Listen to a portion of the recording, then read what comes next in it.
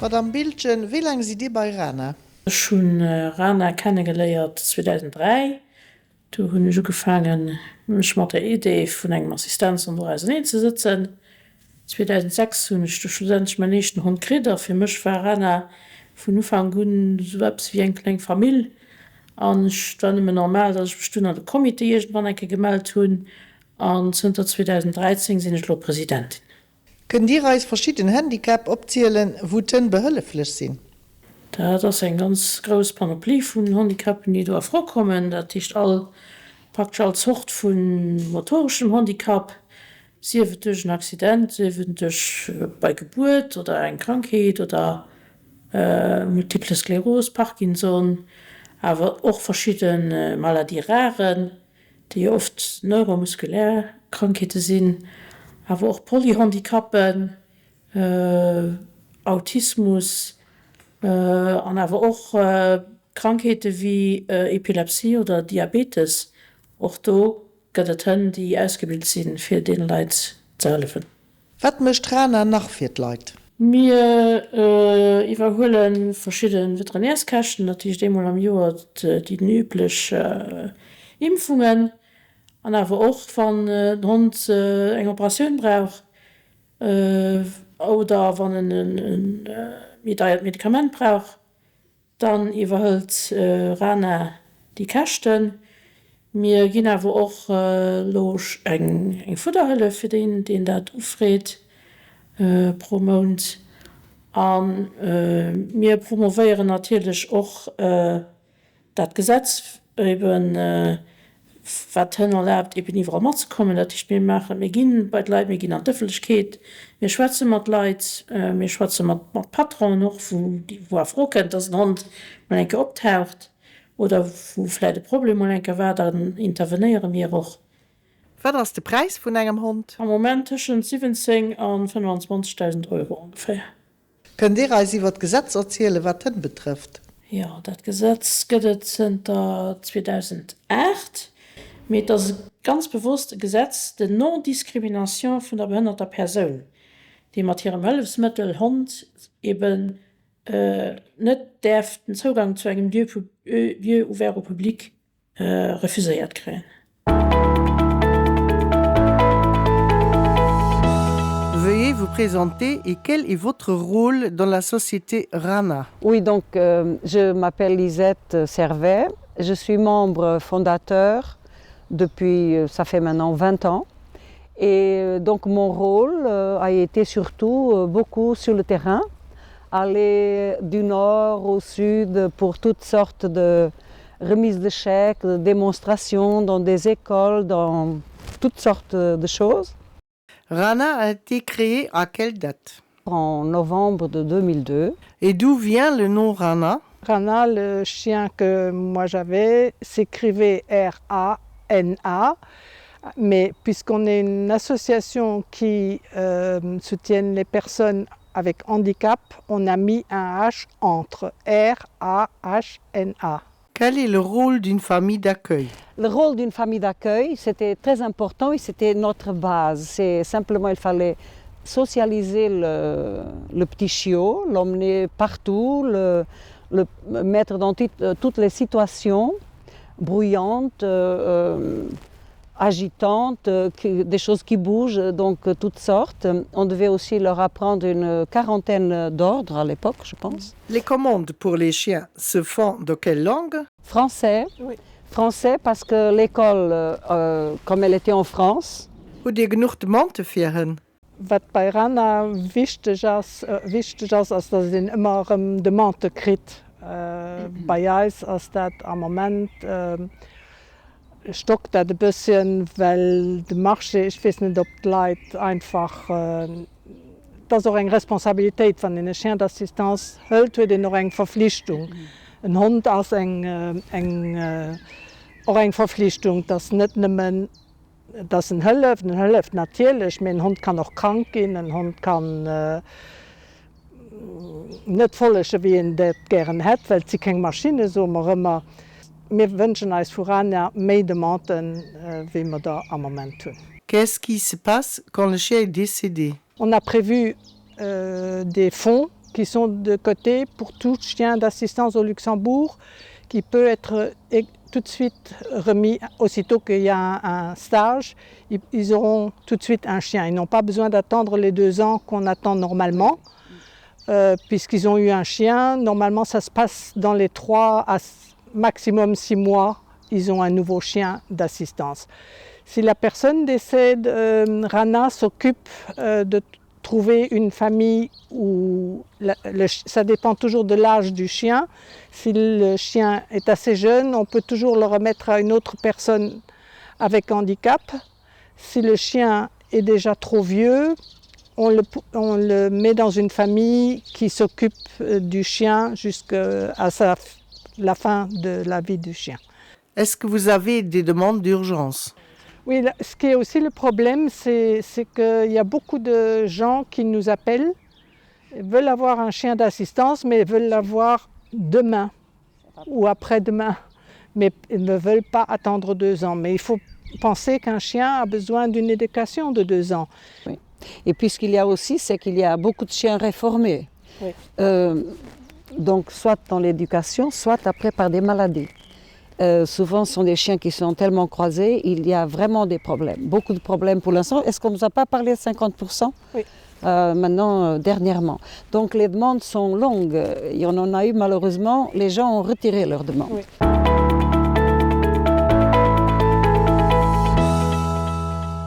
Wie lange seid ihr schon bei Rana? Ich kenne Rana über 15 Jahre. Ich habe Rana kennengelernt 2007 und du hast unschei geschafft, um Howald am Juni Projekt gemacht für einen Assistenzhund zu kriegen, für zu schaffen.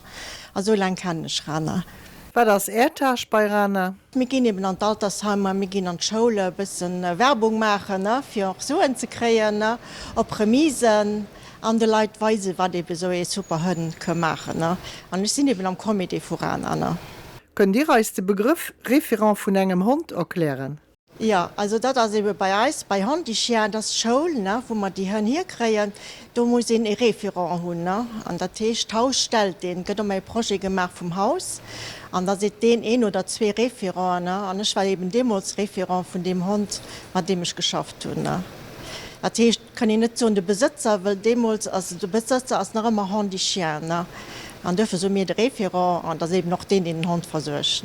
Ja, also dass ich mal den Hund hält, dass ich muss an die Schule gehen, an die Schule machen. Das waren 2 Wochen, wo ich an den Stage gegangen bin in Normandie. Und ich war eben dann der Referent vom Hund. Auch wie bei den Veterinären, also ich meine das alles. Seid ihr dann der Besitzer vom Hund? Jein.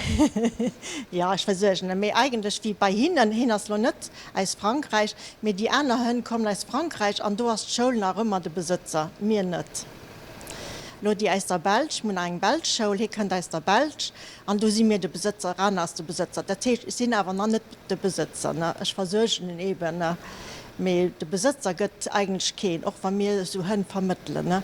Hat ihr schon Erfahrung mit einem Hund an eurem Haus? Ja, sich, bei Servier hatten wir schon die Erfahrung von einem Hund an einem Haus.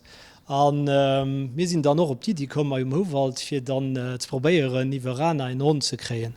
Rana als eine SPL, die aus Benevole besteht, die wirklich passioniert sind für den. Und das war natürlich die richtige SPL, für dann zu probieren, in den Hund zu kommen. Aber wie ist die Reaktion von den Leuten vis-à-vis vom Hund? Ganz viele Bewohner aus dem Haus freuen sich, wenn sie einen Hund gesehen kommen, weil ganz viel hatten auch einen Hund. Aus Erfahrung kann ich sagen, dass das wirklich einen ganz positiven Impact auf die Moral der Leute hat, dass sie sich ganz gerne mit den Hunden mehr bewegen am Kader von Aktivitäten, von Spaziergängen oder so. Wie dir da bereit, einen Hund an das Haus zu holen? Am Moment haben wir just eine Visite von Jasmin mit dem Joke an das geht für mich nicht durch. Und ich wäre froh, wenn wir auch am Haus einen Hund kriegen. Und dafür probieren wir über Rana dann um den Hund zu kommen. Wir haben noch Leute aus dem Haus, Personal, Mitarbeiter, die sich bereit erklärt haben, für mit an dem Projekt zu schaffen. Was die Prozedur kompliziert, für den Hund bei Servio zu kriegen? Für uns war es wichtig, die verschiedenen Partner mit an Boot zu kriegen. Ich meine, Gemeng, Hesper als Proprietär vom Haus, die waren direkt einverstanden. Bewohner just zu gucken haut wie sie sich freeen wann non racken we sind dat auch zufrieden sind verschiedene Maderbesteuern hatten einst du ihre bedanken me da das auch just eng gesagt von paar Minuten wann non du hast dann as sich allmensche zufrieden an Familien auch von der Bewohner ich mein, dat war kein Thema. Wie lang dauert d'Ausbildung fir Referent ze ginn? 2 Wochen. Ich ging dann 2 Wochen an Ausland, da ging ich formiert mam Hund an dann zu Summe, wann man die Ausbildung dann zu Summe gemacht und dann sind wir bereit für Badleist zu kommen. Wie en Konditionen muss du abbringen? Also ich muss mal ein Haus d'accord sehen, wie heute in Zipa, für einen Hund abzuholen. Also in Charge der Direktion natürlich, wie auch Servier, die müssen d'accord sein. Und da gehen die Referenten rausgesicht. Und ich habe mich auch gemeldet, für Referent zu gehen, weil ich dort ein ganz flott Charge fand, die nicht mehr positiv gesehen gehen.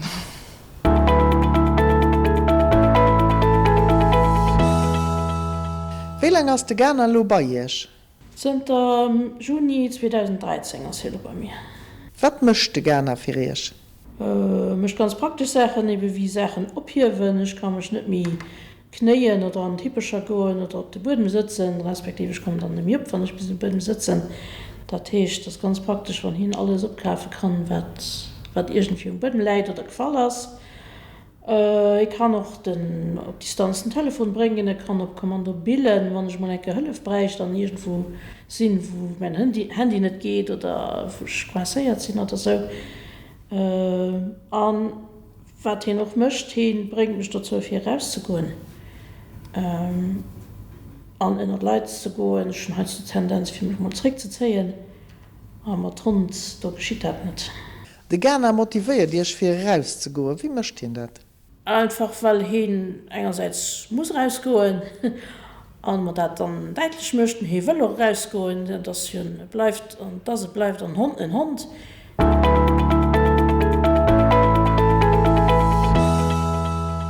Comment est la vie avec Nirvana? La vie avec Nirvana, c'est le bonheur.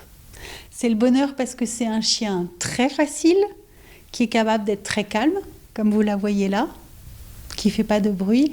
Et en même temps, c'est un chien qui aime jouer, qui aime la compagnie, qui aime qu'on s'occupe d'elle, ce qui est parfait pour Domitil, parce qu'en fait, ce n'est pas le chien de la famille, c'est vraiment le chien de Domitil. Donc, Domitil doit s'occuper d'elle dans toutes les tâches. Et ça veut dire la nourrir avant de partir au travail, en rentrant du travail, promener Nirvana, la caresser, passer du temps avec elle. Ce que Domitil fait avec plaisir. Et ce qu'on fait un petit peu aussi, nous aussi avec plaisir, parce que c'est très tentant de s'occuper de Nirvana. À quel point Nirvana a changé la vie de votre famille? Au point qu'aujourd'hui, on ne peut pas imaginer la vie sans Nirvana. Le changement a été tellement énorme que c'est la meilleure réponse que je puisse vous donner, c'est inimaginable d'envisager la vie sans Nirvana. Parce que sa présence a changé beaucoup pour Domitil. Notre fille avait tendance à un peu renfermer sur elle-même, être moins présente auprès de nous tous.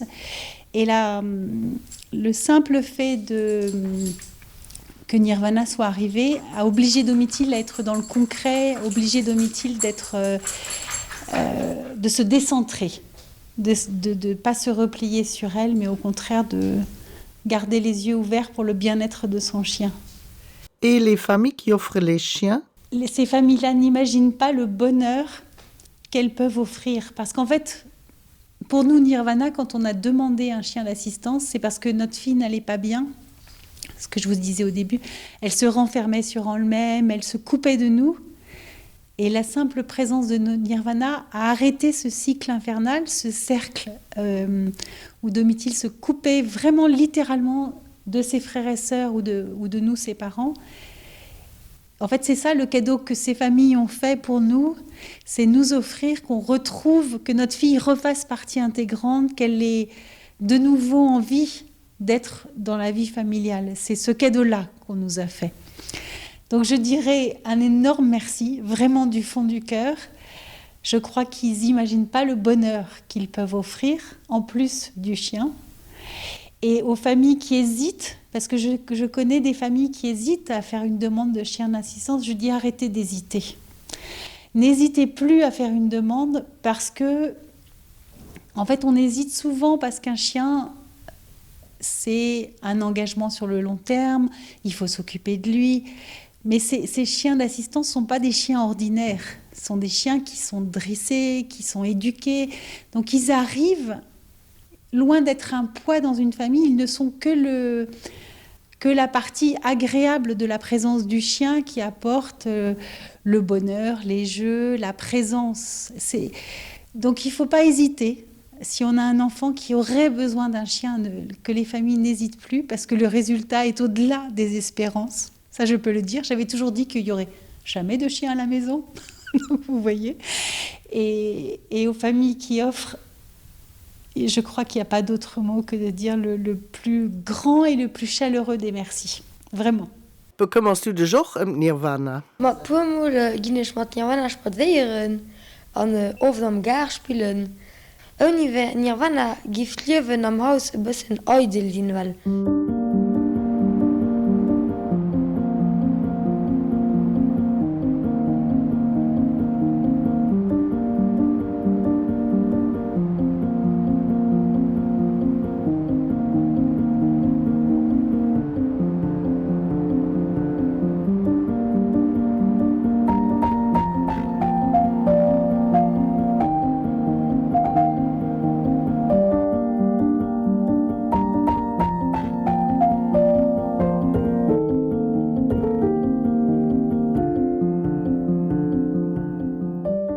Comment s'est passée la première rencontre entre Nirvana et Domitil?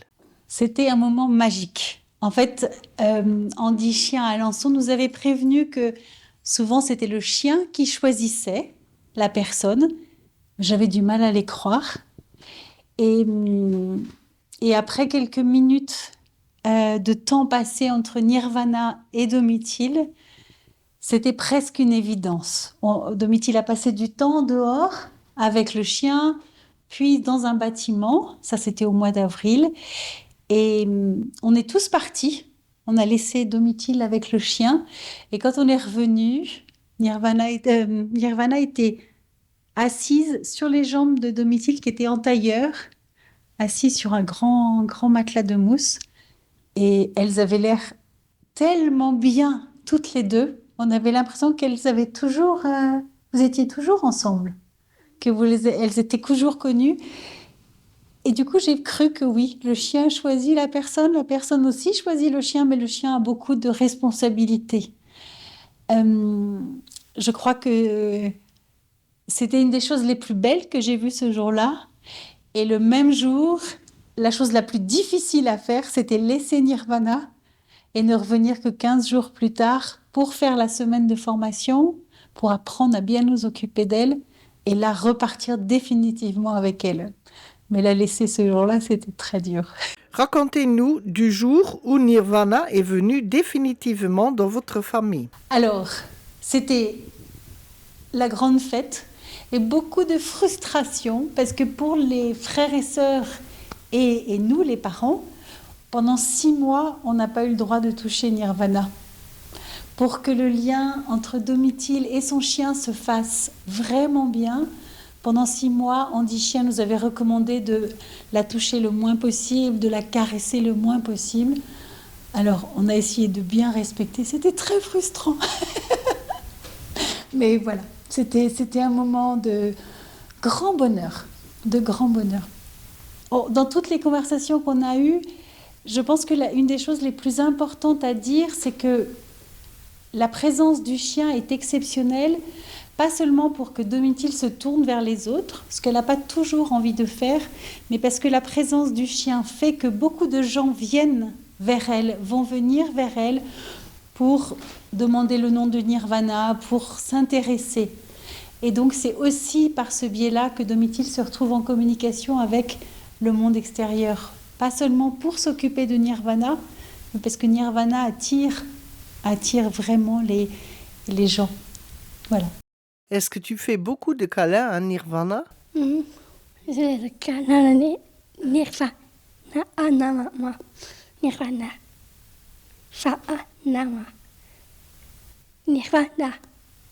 bienvenue. Tu l'aimes beaucoup. Oui, je crois que tu l'aimes beaucoup.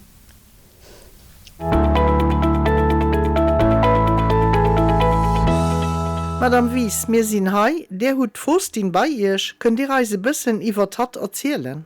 Ja, also Fust den hunne schon sind 2012 fahrge Tischchen der Tisch hat schon 10 Joer lo bei mir hat hue 12 fällt Ausbildung dauert 2 Joer an sei Leben mein Leben hue sich durch hat wirklich viel mir verbessert oder geändert weil vierdro war mein Handicap dem war de Jun hun so sichtbar an für hun 10 Joer hat joch nach Kerolator gebraucht du konst na so und hat oft Probleme das Leute eben mein Handicap net gesinn hun an das von dann mir leider an eng Geschäft waren oder so war für mich ziemlich gefährlich wann ich mich also wann ich wieder mich gestoßen oder so dass ich konnte fallen oder an den Trappen an durch Fostin ja as du nicht mehr op meine Behinderung du aufmerksam gemacht gehen an Leute für sich aus mir Aufstand gehalen an das natürlich für mich da viel besser gewircht ne. Wat hilft Fostin erst machen? Also hilft et beim Wetter aufzeien mech ausdoen an der Bozimmer gin do mein durchsichen trifft Sachen op die fällt an dat mech doch ganz viel dobausen der Tisch war man még Visaskart fällt oder még Schlüssel fallen oder so dann rift hat die op dat man Rollator oder am Rollstuhl as net so evident eng Visaskart opzeraffen. An der Mensch noch ziemlich viel Sensibilisation noch für Ranne an du geht hat er noch am Mama dann da weißt hat doch do bis in de Leid einfach viel verständlich zu machen wie wichtig am Anfang die Hände für Reis sind weil mir hun am Anfang des waren Domizil zu Lützeburg mir dat gebaut ich für eler Leid die immer du heben sind an wann du schaffen gehst oder rausgehst du musst immer um dieselbe Zeit du heben sehen wann sie bekommen und das kann ich noch nicht dauernd doof so weil so sie bemol weil dann hier dauernd durch Gene kommen an so am Fostin das hat viel mehr einfach der Tisch wann ich will mit so trasch gehen die hat mir mein Box aus und ich ging wann ich will an durchgehen hat dabei an Kin pre net op den ugewiesen an wat man soll den Handy sich go oder so der Tisch hat er immer do wann brauch an Spuske rufen an nach de 4 dat immer gut gelaunt freet sech fir Sachen ze machen an noch fir rauszugoen het geht ihn einfach mé raus het muss rauskommen am Horden dann ja krit sech da selber auch mir einfach opgerat. Der geht Moes an der woch ofsinn Turm am Fostin machen.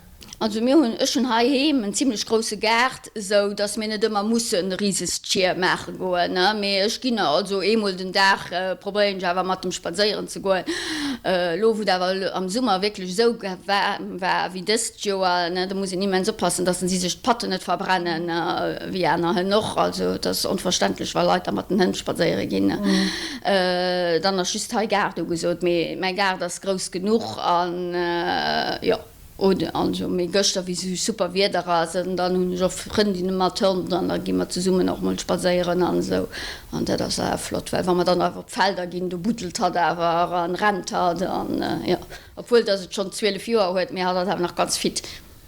Hat lebt ihr joch net fort oder dat lest schon andere Sachen auflenken?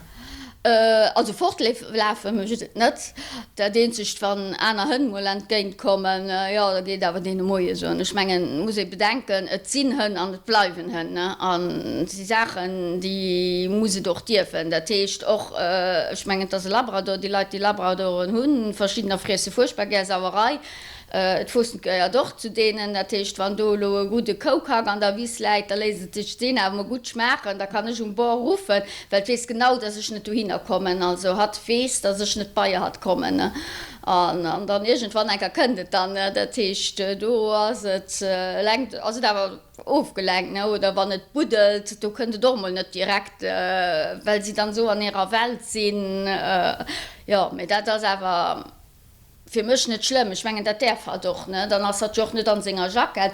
Und ich meine, viele Leute, die mengen den armen Hund, den muss dauernd schaffen. Nee, das ist auch nicht, das ist nicht so. Das ist wie bei uns auch.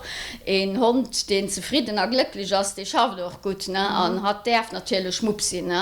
Darf auch durch die Pool rennen, darf sich auch an der Wies drehen, und knastig machen. Und das heißt, wenn wir spazieren gehen, normal spazieren gehen, dann hat eben Mupp an, wenn er nicht direkt kennt, dann kennt er nicht direkt. Ne? Dann meinst wie all die anderen Leute doch, dann werden nicht. Ne? Und ich rufe noch mal zweimal. Ne? Das ist einfach so. Wenn Faustin sein Jacket dünnet oder sein Mantel dünnet, das schafft er. Dann hat fest er doch. Also das ist so, Jacket, die ist hauptsächlich gemacht, für du baust darauf hinzuweisen, dass es so ein Hund ist. Da sind sie überall, darf man dranholen und dass andere Leute eigentlich nicht sollen hebeln und auflenken. Heibannen hat nie eine Jacke tun, mit schafft aber Heibannen. Die meisten Sachen, die sogar für mich möchten, das wirklich heben, ne, wo keine Jacke tun hat. Ne. Mit Jacke, das wie gesagt hauptsächlich für du Bausen Anfang darauf hinzuweisen, dass den Assistenz und das. Seid ihr am Komitee voran? Nee, am Komitee sind ich nicht mehr. Ich meine, aber am Faustin ganz viel Sensibilisation, auch für als Assoziation, für eben darauf aufmerksam zu machen, du baust, was die Muppe können und wie wichtig sie für uns sind. Und das ist zum Beispiel am Conseil supérieur des Personnes handicapées und dann bei Info Handicap, der Gruppe Mega, das heißt, die kontrollieren die Accessibilität. Und da ist auch ein neues Gesetz von der Accessibilität, wer rauskommt. Und du die Leute dann noch in Zukunft sollen, da dann sind die kontrollieren gehen, das Gesetz dann noch angehalten wird, weil wir hatten schon lange ein Gesetz, aber oft als es nicht angehalten gehen. Und du gehen eben die zukünftigen Leute, die dann kontrollieren lassen, auch gelehrt, wie weit Muppen da sind. Und das ist so Sachen machen, ich auch nachher. Die Assoziation einfach für darauf hinzuweisen, wie wichtig den Anfang für uns sind und wie weit man sich sollen oder dürfen überall mal dranholen an einer Muppe nicht unbedingt überall dürfen wir rankommen. Weil wenn ich muss so, dass Kommunikation die fehlt. Also ganz oft gehen wir am Restaurant, am Geschäft, der Mund muss dabei bleiben, weil einfach den Hand und Konto nicht Bescheid weiß. Also Direktionen, die wissen Bescheid. Das ist, wenn das Varana dann einen Brief schreibt, halt komm Rumänien dran, da sagen sie, ja, das ist gut, wir informieren als Personal, weil Direktionen, die wissen alle gut, nie was Gesetz besteht. Das ist einfach diejenigen, die Hand und Konto steht, die wissen oft so viel. Und die kriegen nicht unbedingt gesagt, dass als Muppen neben dir ran und das ist immer penibel, wenn sie nicht mehr sie Brötchen kaufen gehen. Und das ist eine halbe Stunde Diskussion, weil dann die Leute schon einmal da mischen, wenn sie nicht dran rankommen. Und dafür ist einfach Menschen immens gerne noch die Sensibilisation auch an Schulen oder so bei Kindern, aber Jugendlichen, für einfach zu weisen, wie wichtig das ist, dass sie Bescheid wissen. Wie weit als Muppen überall dürfen mitgehen.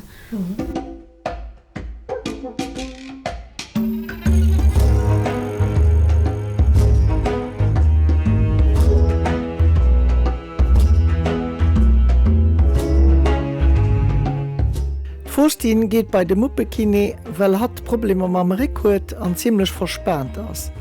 Faustin kommt von Santa Julie und Haina. Muskelen gi mat Massage gelackert, fir dat hat mobil gëtt a Manner wéi huet, fir seg Erbeg nach so lang wie méiglech kënnen ze machen. Ausser Massagen gëtt Faustin mat Hëtzt an Elektrotherapie behandelt. Seng Verspannungen losen entretan no, war den och u segem Marsch gesäit. Fir d'Behandlung vum Kini ze ënnerstëtzen ass et wichtech, dat verschieden Übungen och doheem musse gemat gin.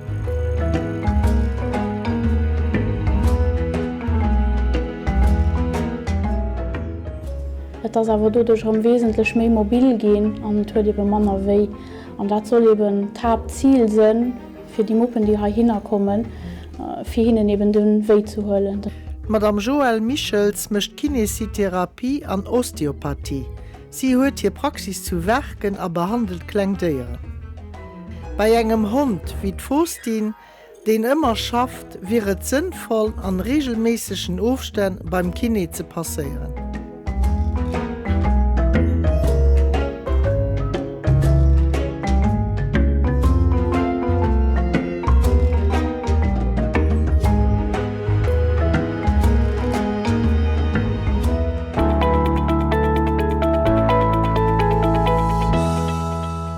Madame Minister, Herr Schaffen, Leif Gast alle Gour, chers invités de France et de Belgique. Des Weiteren betont Madame Hetto, dat 320 Jahre besteht an dank dem Schaffen vun der Societät als Haut fir die betroffen Leiit matieren hunn vieles méiglech. 20 ans déjà, ou 20 ans seulement. Madame Bildchen erklärt, dat sie die Franzésisch a Belgschulen während der Pandemie finanziell unterstützt hun, an dat et fir Tënnen net einfach war fir op je Meesteren die Maske gedrohen hun zu reagieren. Des Weiteren unterstütze sie auch Flüchtlingen, die aus der Ukraine kommen, an Hülle für Hirn brauchen, an et as auch der Societät hier aufgab, für zu dezidieren, wie Bedingungen erfüllt, für einen Hund zu kriegen. D'ailleurs, je remercie Anne et Lisette, qui elles sont des membres fondateurs de RANA et toujours engagées dans le comité. Elles n'ont pas voulu avoir de fleurs, mais je vous demande de les applaudir très fort. Madame Minister betont, dat durch een neitgesetzten Akse vun de Begleten soll méiglecht gin, an dodurch de betreffende Leiit méi Freiheit an ihrem Alldag méiglech ass. En fait, dans la vie, on apprend tous les jours quelque chose. Et au début, quand j'étais ministre de la Famille et de l'Intégration, j'ai appris qu'on n'avait pas le droit de toucher les chiens qui étaient en train de travailler. Je ne le savais pas. Sie seht der Organisation merci, dat sie Leiit an der Öffentlichkeit informieren. Dann so Happy Birthday op Gut Lützeburgisch. Alles gut, vielmals merci für die Arbeit, die der macht weiter, so wir werden nicht weiter unterstützen. Und übrigens bis lo 67 Medaillen verdeelt. Den Herr Jans, Chefin von der Bettebauer Gemeng, begrüßt Leute. Nous sommes très honorés de pouvoir vous accueillir ici à Bettembourg. Vous faites un travail extrêmement précieux. Ihr gratuliert Rana für ihren Anniversaire und würdigt ihr gut schaffen während den letzten 20 Jahren. Madame Sophie Marie betont, dass sie viel Demanten haben. Actuel sind die 900 op der Werde löscht. Alors l'association 10 chiens a été créée en 1989 à Alençon. Donc tout est parti de la Normandie en France et on éduque pendant 2 ans des labradors et des golden retrievers pour les remettre gratuitement à des personnes qui en font la demande. Sie bilden spezifisch op de Besoin von ihrem späteren Besitzer aus, als sie spezialisiert op Maladie rare. Donc merci infiniment à l'association RANA qui nous aide aussi parce que c'est grâce à des soutiens aussi comme le vôtre qu'on peut continuer notre mission et faire en sorte que ceux qui en ont besoin retrouvent le sourire.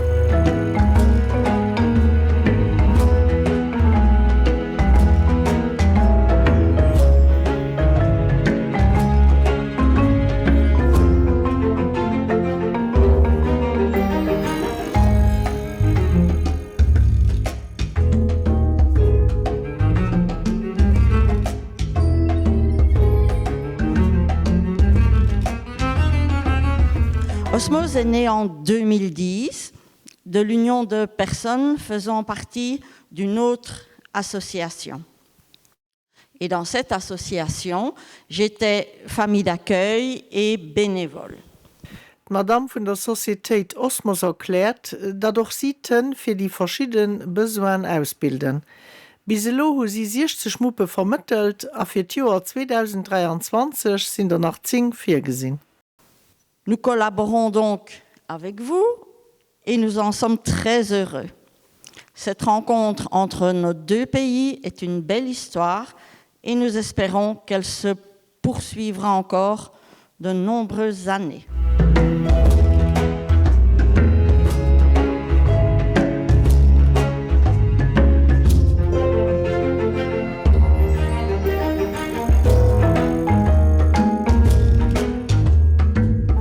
Kämer am Fongolo zu dem eigentlich großen Moment, wenn es immer am Fongolei sehen. Und zwar zu der Überreichung von den Muppen. Madame François hat entschuldigt Madame Tines, dass sie krankheitshalber ihren Hund Job nicht persönlich kann entgegentölen. Maria Mendel, was hat offiziell den Navu-Überreichkeit? Ich freue mich darüber, Maria. Was können Sie dann alles? Also die allergrößte Vorsprache ist wirklich, wenn ich Sachen fallen los, ich komme bald mir auf den Boden, man das, was mir am meisten hilft. Applaus